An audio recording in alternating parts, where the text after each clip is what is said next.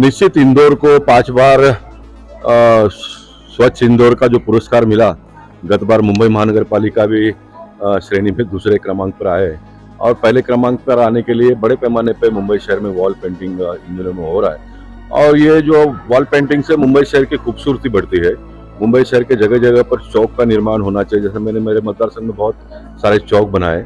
अभी मुंबई महानगर पालिका के अधिकारी जो है, कोई प्राइवेट संस्था के लोग चौक का परमिशन मांगेंगे तो वर्षों तक परमिशन देते नहीं है।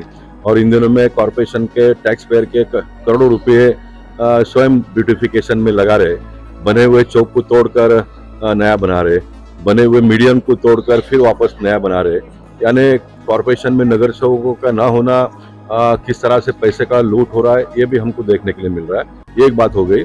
दूसरी बात है कि ये तेरापंथ सितंबर जैन संघ के लोगों ने जो काम किया बच्चों को लेकर वॉल पेंटिंग करना और पानी को बचत किस तरह से किया जाए, इलेक्ट्रिसिटी का कम से कम उपयोग कैसा किया जाए, ये मैं मानता हूँ कि बच्चों को इस उम्र में उनके दिलो दिमाग में सब डालना, ये जैसे बड़े होंगे तो उनको किसी ने समझाने की आवश्यकता नहीं है। ये स्वयं अभी से ही और लोगों को जब समझाने का प्रयास करें तो मैं मानता हूँ कि बहुत बड़ा पहल है।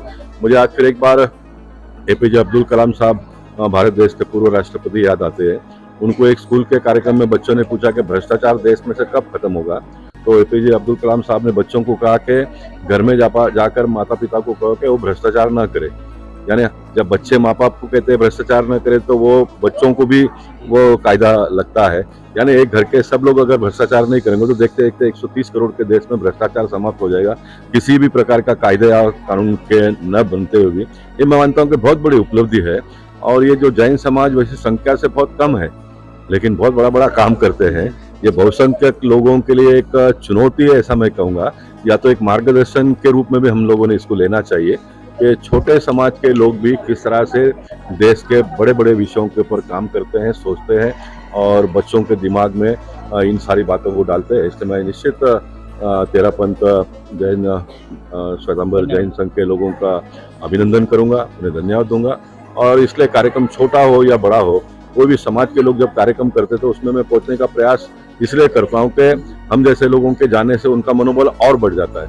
वो कार्यक्रम करते हैं और हम जैसे लोग ना जाए तो उनको लगता है जिनकी जवाबदारी है उनको कुछ पड़ी नहीं तो हमने क्यों करना। ये लोगों का एक मेंटल प्रिपरेशन होता है, तो उससे देश को बड़ा खामियाजा भुगतना पड़ता है। ये बहुत ही आदरणीय नरेंद्र मोदी जी के आने के बाद इस देश में स्वच्छता को एक नई पहल, नई पहचान मिली है। मुझे विश्वास है कि आज के इस पहल के बाद इस पूरे देश में और भी यश इस पूरे अभियान